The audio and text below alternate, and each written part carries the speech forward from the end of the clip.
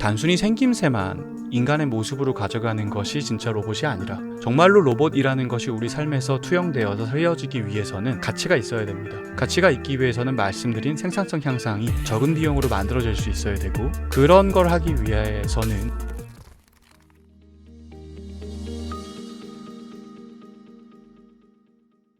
메리츠 증권의 김준성 연구원님, Y스트릿에는 처음 모십니다. 네, 맞습니다. 어서 오십시오. 안녕하세요. 자주 오십시오. 네, 최대한 많이 찾아뵙고 싶습니다.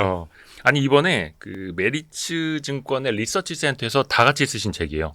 빅시프트라는 네. 책이 나와서 저희도 덕분에 베스트 애널리스트를 모실 수 있는 영광입니다. 감사합니다. 네, 상반기 내내 이 책을 준비하느라 다 같이 고생을 많이 했는데 아. 책이 나온 걸 보니까 감개무량합니다. 아니 근데 왜 빅시프트예요? 세상이 참 그 어느 때보다 빨리 변하고 있다고 생각을 누구나 하고 있죠. 네, 진짜 빨리 그래서 변하죠. 그 변화 속에서 기회를 잡자라는 취지를 갖고 저희가 책을 작성하기 시작했고요. 이 거대한 변화 속에서 과연 업종별로 어떤 투자의 아이디어가 있을 수 있을까? 저희가 항상 지향하는 점이 바로 리서치 입장에서는 새 생각, 이제 쉽게 전달 드릴 수 있는 새로운 투자의 생각을 전달하는 게 저희 회사의 이제 리서치의 모토인데, 이 변화를 이야기하고 싶었고, 이 변화에 대해서 가장 잘 설명할 수 있는 제목이 빅시프트가 아니었나라고 생각했습니다. 그러니까 사실 변화하는 것에 투자하는 게 투자의 본질이기도 하고, 네, 그게 이제 성장주 특히 성장주 투자의 본질이기도 하고, 그럴 때 진짜 큰 수익이 나고. 맞습니다. 그럼 이제 그러다 보면 이 책에서도 많이 설명을 합니다만 밸류 체인이라는 게 많이 변하잖아요. 맞습니다. 대표적으로 어떤 걸 좀 들어볼 수 있을까요? 대표적으로 밸류체인이 가장 많이 변하는 것을 뭐 여러 가지 예가 있겠지만 제가 담당하고 있는 자동차 산업이 뭐 특징적이라고 할 수 있을 것 같습니다. 제가 만약에 뭐 이런 류의 책을 10년 전, 20년 전에 발간에 참여했었더라면 밸류체인을 그릴 때 자동차의 공정이 어떻게 되고 그 각 공정에서 필요한 부품들은 무엇이고 그 부품을 만드는 회사들은 누구이고 이런 하드웨어 관점에서의 밸류체인만 그렸을 것 같거든요. 네. 실제로 제가 시작했던 17년 전 자동차 산업이나 10년 전 자동차 산업이나 그런 모습으로 분석하고 투자 아이디어를 발굴했었고요. 근데 지금 자동차 산업에서 밸류를 부여하는 가장 중요한 하이라이트는 소프트웨어입니다. 자동차인데 네. 소프트웨어. 말 그대로 이제 단어의 의미가 바뀌기 시작하죠.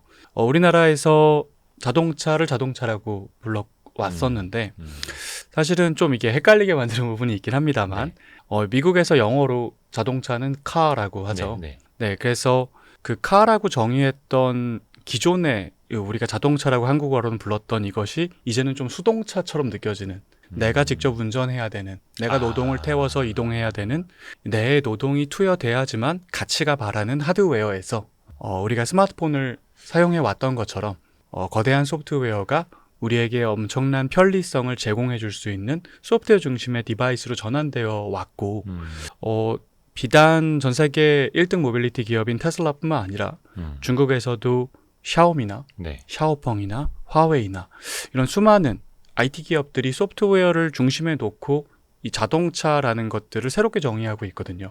그래서 그 변화 속에서 이제 저희 산업도 수동차로 봤을 때의 가치사슬과 자동차로 봤을 때의 가치사슬이 굉장히 달라지고, 이번 책에서 제가 기입한 이 밸류체인의 지도도 기존의 것이 아니라 새로운 기준에서의 밸류체인을 그리게 됐습니다. 진짜 그러네. 생각해보니까 지금 우리가 타고 있는 대부분의 차는 자동차가 아니라 수동차네요. 네. 핸들이 있는, 핸들로 운전해야 하는 수동차. 네, 야, 진짜 자동차는 소프트웨어로 정의가 되는 그런 자동차. 네, 이 책 보니까 그 참고로 왜 그 서점에 가면 미리 좀 보고 싶은데 이렇게 비닐로 쌓아놓는 책 있지 않습니까?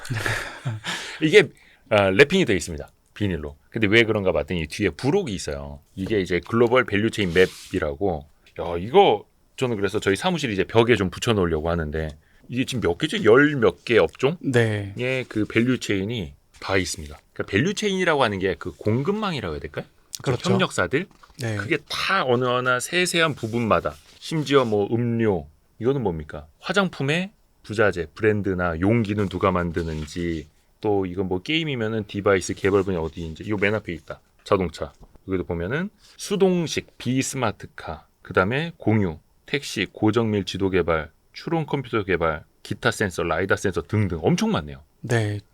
투자자분들이 어떤 선호하시는 네. 그리고 흥미를 갖게 된 어떤 키워드가 있을 때 그 키워드에 속한 업종의 전체 윤곽을 쉽게 잡을 수 있는 그러면서도 말씀하신 것처럼 소장할 수 있고 벽에 걸어둘 수 있는 그런 브록이 있으면 좋겠다라는 생각을 저희 뭐 이경수 전무나 이진우 센터장께서 하셨기 때문에 저희 이 책에 참여한 업종 담당자들이 요 그림을 그리는데 책에 들어가는 공보다 이 그림을 그리는데 더 많은 공을 들였던 것 같습니다. 항상 여기에 대한 저도 니즈가 있었거든요.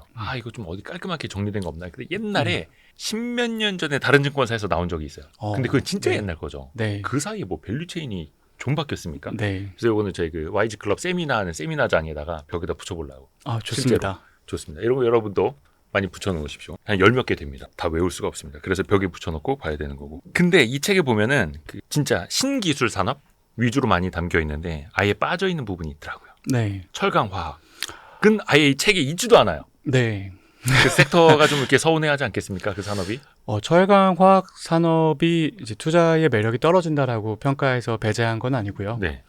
그 산업들 또한 이 안에 녹아져 있습니다만 담당자들도 여기 이 책 작성자로 참여를 했고요.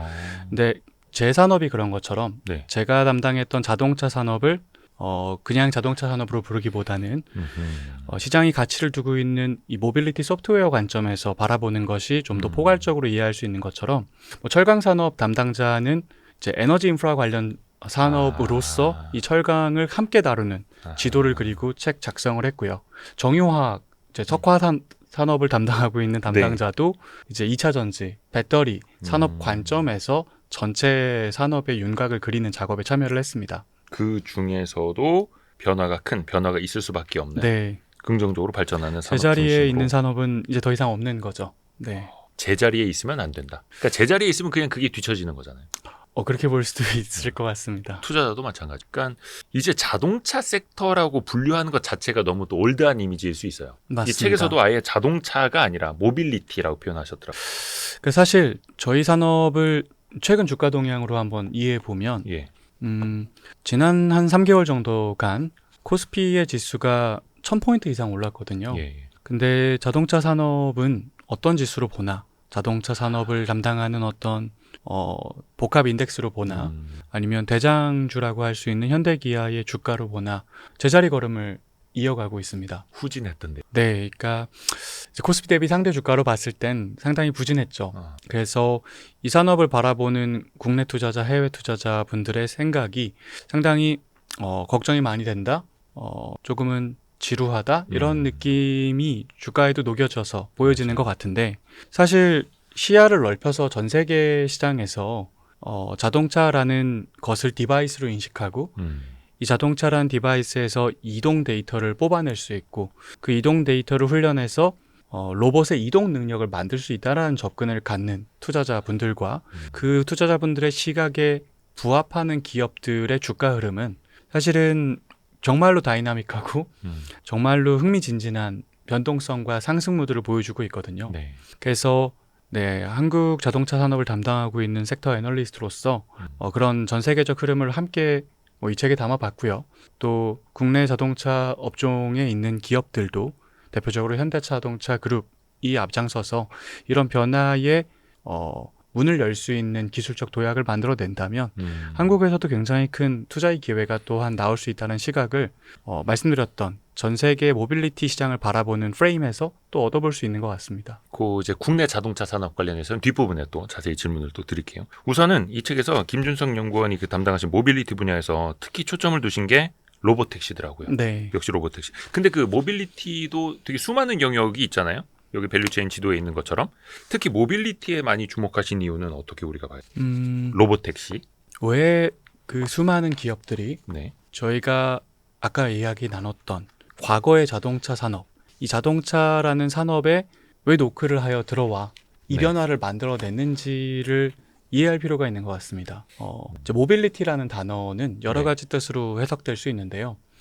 저는 자율적으로 이동할 수 있는 능력이라고 정의를 합니다. 자기 혼자. 네. 저 기계 혼자. 우리 인간은 자율적으로 이동할 수 있는 능력을 갖고 있죠. 네. 네, 오늘 아침에 제가 눈을 떠서 침대에서 기상을 하고 세수를 하고 옷을 입고 화장품을 바르고 머리 손질을 하고 뭐 아침밥을 먹고 문을 열고 엘리베이터를 타고 대중교통을 이용해 회사로 나오고 네. 회사 엘리베이터 타고 올라가서 자리에 앉아 업무를 시작하고 그러고 이 자리에 또 왔잖아요. 네네네. 우리 인간들은 이제 수없이 다양한 노동 행위를 끝없이 이어가고 있고 그게 우리의 하루이고 우리의 삶이거든요. 예. 그런 것들 하나하나의 노동을 연속된 수많은 노동 행위들을 그렇게 할 수 있도록 가능케 하는 기반 노동이 바로 이동 능력입니다. 네. 제가 두 다리로 걸을 수 있기 때문에 아침에 눈을 떠서 지금 이 자리에 올 때까지 끝없이 다양한 노동 행위들을 비물리적 노동이든 물리적 노동이든 이어올 수 있었던 거죠. 네. 자, 시장에서 가장 핫한 키워드를 꼽자면 인공지능이라고 우리가 쉽게 이야기할 수 그렇죠. 있는 세상을 살고 있습니다. 네. 에너지 인프라와 관련된 투자도 결국은 데이터 센터에서 전기가 많이 필요하기 때문에 이야기를 하고 있는 거고요. 위성통신에 대한 화두도 결국은 위성통신 네트워크 시스템이 가동하여 굉장히 빠른 네트워크 연결을 전 세계 어디서나 이어줄 수 있어야 인공지능이 더 빠르게 훈련할 수 있고 네. 더 빠르게 작동할 수 있고 더 빠르게 업무 보고를 할 수 있기 때문에 그 산업이 화두가 되는 거고요. 소위 말해서 시장에서 핫하다고 하는 테마들은 사실은 다 이 인공지능과 연관되어 있고 그 인공지능은 결국은 그것이 어떤 형태의 인공지능이든 생산성 향상이라는 우리 인류의 기술적인 진전의 어떤 근간을 이루는 화두를 이끌어가기 위해서 새로 등장한 테마라고 생각을 합니다. 네네. 자, 그러면 그 생산성 향상이라는 걸 위한 이 인공지능이 지향하는 가장 끝자리, 최종 목적은 결국은 대표님이나 제가 하는 우리 모두가 하고 있는 모든 종류의 노동을 제거함으로써 극단적 생산성 향상의 시대로 넘어갈 수 있어야 하거든요. 그런 것들을 하기 위한 첫 번째 시작점이 이동 능력입니다. 시장에서 굉장히 많은 컨텐츠들이 그리고 스타트업들의 영상들이 이제 쏟아져 나오죠. 사람처럼 생긴 로봇 영상도 나오고 그리고 챗 GPT 같은 LLM 인공지능 영상들도 이제 어떻게 사용하는지에 대해서 쏟아져 나오고 있습니다. 그 모든 것들을 일컬어서 우리가 진정한 의미에서 노동 제거를 하기 위해서는 제자리에 앉아 있어서는 안 됩니다. 그래서 일단 어떤 노동을 대체해야 하는 인공지능이든 간에 이동 가능 능력, 자율적으로 이동 가능한 능력이 기반이 되어야 되고 그 이동 가능한 능력을 만들기 위해서는 이동 데이터가 필요하고 이동 데이터를 가장 싸고 쉽게 얻을 수 있는 방법은 이동 수단인 자동차를 이용하는 것이었기 때문에 네. 이 시장에서 로봇 산업이 태동하게 됩니다. 그게 이제 이 산업을 지금 우리가 바라보고 있는 투자자들이 바라보고 있는 어떤 기대값의 중앙을 관통하는 화두라고 할 수 있겠죠. 이게 생산성을 극대화하는 것의 시작점이라는 거. 완전 출발. 우리가 두 다리로 일어나서 걷기 시작한 것이 어떻게 보면 인류의 발전, 직립보행으로 시작이 됐듯이 로봇택시로 조금 더 이제 디테일하게 들어가 볼게요.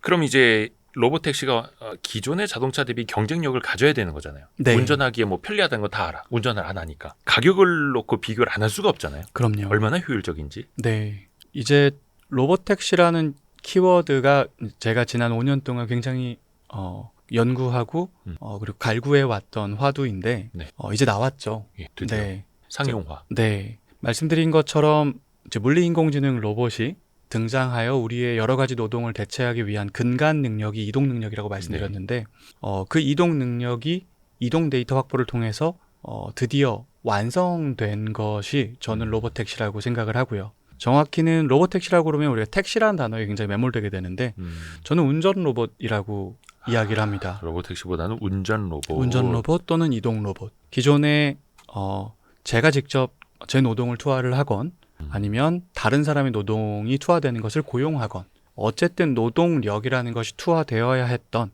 이 이동 수단이 더 이상 노동의 투입 없이 스스로 같은 결과를 만들어낼 수 있는 이 기술이 완성이 됐고 그것이 이제 시장에 등장한 거거든요. 네. 말씀하신 것처럼 경제성이라는 단어가 굉장히 중요합니다. 기존의 웨이모나 네. 아니면 죽스나 바이두 이제 수많은 이 자율주행과 관련된 로봇택시 서비스를 제공하는 기업들이 세상에 공존했지만 저는 그들의 제품과 서비스를 로봇택시라는 제가 정의하는 로봇택시라는 이 카테고리 안에 들어간다고 생각한 적이 없습니다.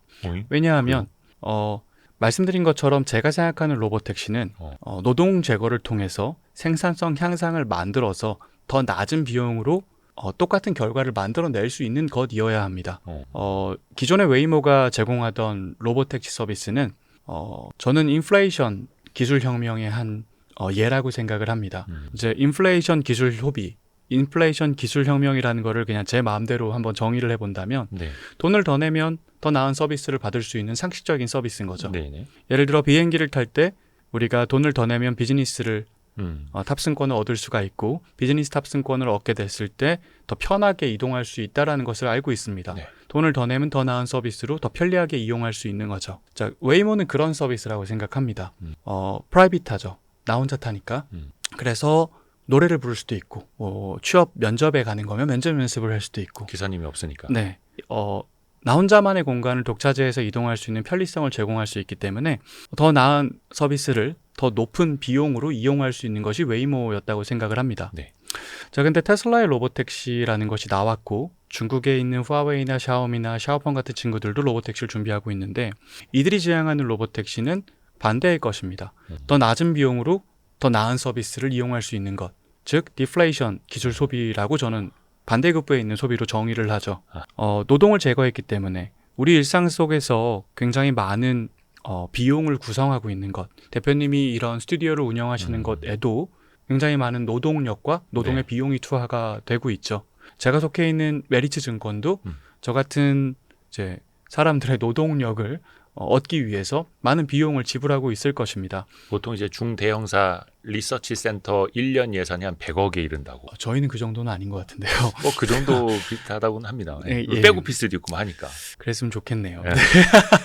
네. 어쨌든 네. 대표님 입장에서는 같은 예를 들어본다면 이런 거죠.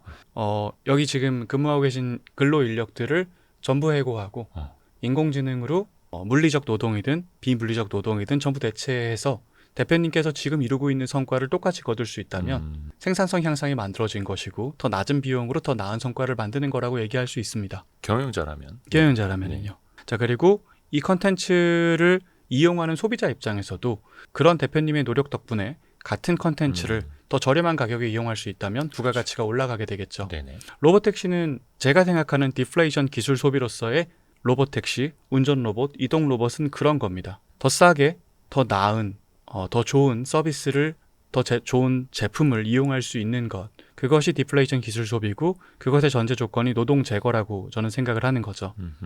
그리고 노동 제거의 시작점은 이동 능력을 자율적으로 구가할 수 있는 능력 확보이고 그 이동 능력의 근거에서 그거 하나만으로도 할 수 있는 비즈니스가 운전 로봇, 이동 로봇인 거고 이제 이동 능력을 확보했기 때문에 바퀴 4개로 이동할 수 있는 로봇이라면 네. 다리 2개, 다리 16개 어떤 폼팩터로도 똑같이 이동할 수 있을 겁니다. 마치 제가 오늘 2다리로 여기 왔지만 행여나 제가 다쳐서 목발을 태어나 처음으로 짚어야 되거나 아니면 휠체어를 탔어야 됐어도 저는 여기에 도착할 수 있었을 거거든요. 제가 인지하고 판단하고 명령을 내릴 수 있는 로직을 학습해 놨기 때문에 네, 이동 방법, 끝단에서의 이동 방법의 변화가 있다 해도 같은 로직에서 쉽게 적용해 확산 가능하다라고 저는 생각을 합니다. 그러니까 껍데기만 다를 뿐, 네. 껍데기만 택시 모양을 하고 있을 뿐 이동 로봇 중에 하나고 네. 그게 휠체어가 될 수도 있는 거고 맞습니다. 4종 로봇이 될 수도 있는 거고 2종 로봇이 될 수도 있는 거고. 네. 예전에 한 20년 전에 혼다에서 아시모라는 네. 휴머노이드 로봇이 나왔습니다. 예. 그 로봇이 굉장히 큰 반향을 일으켰죠. 예. 오바마 대통령이랑 악수도 했고요. 맞아요. 오케스트라를 지휘하기도 하고요. 계단을 걸어 내려오고 걸어 올라가고 대단했습니다. 와, 정말 어마어마한 로봇의 시대가 열리는구나 했지만 지금은 사라졌죠. 그 20년 전이에요. 네. 그 이후에 뭐 예를 들면 현대자동차 그룹이 투자한 보스턴 다이나믹이라는 회사가 현대자동차 그룹이 투자하기 전에 뭐 소프트뱅크나 구글에 소속이었던 때가 있었습니다. 네네. 그때도 대단한 기염을 토했죠. 점프를 하고 덤블링을 하고 어마어마한 이 행동력을 보여줬습니다. 하지만 그게 지금 10년이 지나서 5년이 지나서 우리 삶 속에서 어떠한 대단한 기여를 하고 있다는 걸 우리는 확인하지 못합니다. 자, 그래서 저는 단순히 생김새만 인간의 모습으로 가져가는 것이 진짜 로봇이 아니라 정말로 로봇이라는 것이 우리 삶에서 투영되어서 살려지기 위해서는 가치가 있어야 됩니다. 가치가 있기 위해서는 말씀드린 생산성 향상이 적은 비용으로 만들어질 수 있어야 되고 그런 걸 하기 위해서는 일단 가장 먼저 필요한 것이 이동 능력, 그리고 그 이동 능력에 근거해서 우리가 오늘 하루 종일 다양한 노동 행위를 이어왔듯 그 다양한 범용 노동 행위들을 개발해서 꽂아 넣는 거라고 생각을 합니다. 네. 그래서 현재 로봇 시장에서의 선도 업체들은 저는 이 이동 능력을 먼저 개발하고 그 이동 능력에 근간하여 다양한 행위 능력을 개발하고자 하는 회사들이 리더십을 갖고 있다고 생각을 하고 있고 그 선도 업체로 뭐 가장 높은 시가총액을 부여받고 있는 것이 테슬라. 그리고 상장에 되어 있지는 않지만 실질적으로는 2등 역할을 하고 있는 것이 화웨이. 그리고 3등 역할을 하고 있고 또한 2,300조의 시가총액을 구가하고 있는 것이 샤오미. 그걸 따라가고 있는 친구가 샤오펑. 중국의 친구들이 산재에 있다라고 바라보고 있습니다. 글로벌 2, 3, 4등이라 저도 무방하다. 네. 이 친구들은 이제 테슬라가 제가 생각하는 제가 정의하고 있는 디플레이션 기술 소비 관점에서의 운전 로봇을 출시를 했죠. 그리고 이제 확산해 갈 겁니다. 제가 알기로는 아주 빠른 속도로 확산해 갈 겁니다. 그리고 우리는 그 시장이 태동을 보면서 와, 한 대가 이 정도의 매출을 올리는구나. 한 대가 이 정도의 이익을 올리는구나. 그로 인해서 소비자들이 얼마나 이용하는지에 따라 이 정도의 매출과 이익이 전 세계적으로 발생할 수 있겠구나. 이런 계산을 해나갈 거고요. 그런 계산을 하는 와중에 동시에 시장에서는 자, 저 이동 능력을 활용해서 자동차 모양의 로봇이 아니라 다른 모양의 로봇들이 다른 다양한 노동을 대체하기 위해서 또 저 회사들 안에서 등장하는구나를 보시게 될 겁니다. 그러니까 우리가 한 2, 3년 전까지만 하더라도 이게 카메라 비전 방식이 나으냐, 라이다 레이더 다 갖다 붙이는 게 나으냐, 어떤 게 더 안전하다, 뭐 논쟁이 굉장히 많았지 않습니까? 네. 근데 그 말씀을 김준성 연구원 통해서 들어보면 테슬라의 방식은 이게 로봇에도 적용되고 목발에도 적용될 것 같은데 라이다 레이더 뭐 잔뜩 붙이고 있는 인플레이션을 만들고 있는 더 비싼 값으로 제조를 해야 되는 그런 친구들은 다른 데다 응용하기가 사실상 불가능하다. 이렇게 읽히기도 하네요. 응용을 할 수 있지만 굉장히 비싸고 시간이 많이 걸리는 거죠. 안 팔리겠죠. 비싸면. 일단 비싸면 개발 비용이 비싸다는 의미이기도 한데요. 개발 비용이 비싸다라는 것은 개발이 어렵다라고 저는 동의어라고 생각을 합니다. 우리가 이제는 전 국민이 사용하고 있는 챗 GPT나 그록이나 제미나이나 이런 라지 랭귀지 모델 이거 사실은 순식간에 이제 전 국민이 쓰게 됐는데 그렇죠. 네. 이 라지 랭귀지 모델이 만들어진 배경은 결국은 우리가 스마트폰을 사용하면서 그리고 스마트 디바이스들을 사용하면서 이미지, 비디오, 오디오, 텍스트 같은 랭귀지 데이터들을 자발적으로 만들어 남들과 공유하면서 인터넷상에 저장해 줬기 때문이거든요. 네네네. 우리가 만들어낸 남들과 공유한 그 데이터들이 10년 넘게 쌓이면서 그거를 훈련하여 우리가 만든 랭귀지 데이터를 훈련해서 랭귀지 모델이 나와 우리와 랭귀지로 소통하고 있는 거죠. 자, 같은 맥락에서 계속 말씀드렸듯 이동 능력을, 모빌리티를 만들려면 이동 데이터가 있어야 됩니다. 만약에 내가 이동 데이터를 모을 수 있는 수단이 굉장히 비싼 디바이스의 형태를 갖고 있다면 그만큼 보급과 확산이 어렵고 보급과 확산이 어렵다면 데이터가 모이기도 훨씬 불리하겠죠. 반면에 이제 말씀하신 이 테슬라를 위시한 엔드-투-엔드 방식으로 자동차 이동 데이터를 모으고 있는 친구들의 경우에는 훨씬 더 비용 효율적이고 확산이 용이한 방식으로 전 세계에 자신들의 프로덕트를 뿌리고 있고 그 결과물을 작년보다 나은 올해의 성과로 작년보다 더 잘하는 운전 능력으로 계속해서 검증해서 보여주고 있는 거죠. 축적이 되어가는 거죠, 계속. 맞습니다. 아니 그래서 이제 어떤 분들이 이제 그렇게 이야기해요. 야, 그 테슬라가 6월에 텍사스 오스틴에서 로보택시 시작을 했는데 이제 10여 대라더라. 20대도 안 된다더라. 물론 이제 순차적으로 늘려가는 합니다만, 근데 웨이모는 이미 5개 도시에서 1,500대 이상의 자율주행 택시가 돌아다니고 있다. 네. 그래서 결코 구글 웨이모가 뒤처진 게 아니다라고 이야기를 하던데 파일럿 테스트만 놓고 보면 아니면 현재까지의 점수만 놓고 보면 누가 우위에 있다고 지금 볼 수 있을까요? 대수로 비교하는 것은 그러니까 지금 어떠한 특정 시점에서의 대수로 비교하는 거는 의미가 없다라는 생각을 합니다. 제 기준에서는 10대를 돌리나 네. 1,500대를 돌리나 그놈이란 생각을 하고요. 뭐 얼마 안 되는 거죠. 전체로 봤을 때 서울에 지금 운영되는 택시의 수가 7만 대입니다. 그렇게 많은가요? 겨우 서울이라는 도시 하나에 7만 대가 우리의 이동 서비스를 지지하기 위해 존재하는데 미국 전역에서 1,500대. 한 친구는 1,500대를 하고 있고 한 친구는 이제 시작해서 10대 20대를 하고 있는데 1500대가 10대, 20대보다 높아라고 얘기하기엔 둘 다 보잘것없는 숫자죠. 네. 저는 우리가 어떤 기술에 대해서 평가하기 위해서는 뭐 여러 가지 기준이 있겠지만 점찍기를 계속 해봐야 된다고 생각합니다. 점 찍기요? 네. 지금 이 시점에서 몇 대를 운영하고 있는가, 그리고 다음 시점에서 몇 대를 운영하고 있는가, 한 달이 됐건 분기가 됐건 반기가 됐건 연간이 됐건 이 대수, 운영 대수라는 것이 누가 더 빠르게 확산하고 누가 더 많은 소비자에게 어필할 것인가. 당장 나라면 내가 살고 있는 도시에 로보택시가 제공되기 시작했을 때 웨이모를 탈 것인가, 테슬라를 탈 것인가. 소비자 입장에서 어떤 차를 더 많은 소비자가 원할 것이고, 제공하는 사람, 이 제공하는 기업 입장에서 어떤 차가 더 많이 확산하게 용이한지를 보는 게 중요한 거지. 시작한 지 한 달 된 이 테슬라의 로보택시와 시작한 지 굉장히 긴 시간이 된 10년, 20년이 된 웨이모와 비교하는 것은 사실은 뭐 양측에 다 의미가 없는 숫자인 것 같고요. 어느 쪽을 지지하던 지금부터 이제 경쟁이라는 게 시작됐다고 가정을 한다면, 저는 경쟁이라 보지 않지만 굳이 경쟁 상대도 안 된다. 전혀 되지 않죠. 제 입장에선 그렇습니다만 경쟁 상대라고 보는 시각에서 예. 바라보더라도 이제 한쪽에 어떻게 보면은 웨이모란 친구가 있었는데 테슬라가 로보택시를 시작한 거거든요. 네. 그럼 이제부터 점을 찍어가면 됩니다. 다음 점을 찍을 때 웨이모가 더 높은 팽창을 만들어냈는가, 테슬라가 더 높은 팽창을 만들어냈는가, 그리고 한 사람의 소비자로서 나는 둘 중에 어떤 로보택시를 지향하는가, 그리고 나 같은 소비자 집단이 미국에 있는 소비자 집단이건 전 세계에 있는 소비자 집단이건 어떤 쪽을 더 많이 선호할 것인가를 생각해보면 답은 굉장히 쉽게 나온다고 생각을 합니다. 여러분은 어떤 거 타시겠습니까? 구글 웨이모다, 테슬라 로보택시다. 댓글로 써주세요. 저도 궁금해요. 아니 근데 왜냐면은 이제 많은 사람들이, 그러니까 특히 이제 투자자 관점에서 웨이모가 좋아서 구글 알파벳을 사는 사람은 거의 없잖아요. 네, 줍스가 기대돼서 아마존 사는 사람은 거의 없고. 맞습니다. 근데 이제 속된 말로 테슬람이라는 분들은 이제 많으시니까. 네. 물론 이제 그렇게 부르는 게 좋은 표현은 아닙니다만 팬덤이 있다라는 거죠. 네. 중요한 거는 그래서 똑같은 로보택시가 나왔을 때 어떤 로보택시는 $10인 반면에 어떤 로보택시 한 번 타는데 $100다. 그러면 가격 경쟁 자체가 안 되는 거고, 앞에서도 이야기하신 것처럼 인플레 방식으로 신기술을 만들어내는 것과 디플레 방식으로 만들어내는 건 당연히 이용요금 차이에서도 월등히 차이가 날 수밖에 없는 거잖아요. 맞습니다. 거기에서도 그럼 테슬라가 이기고 들어갈 수밖에 없는 거고. 네.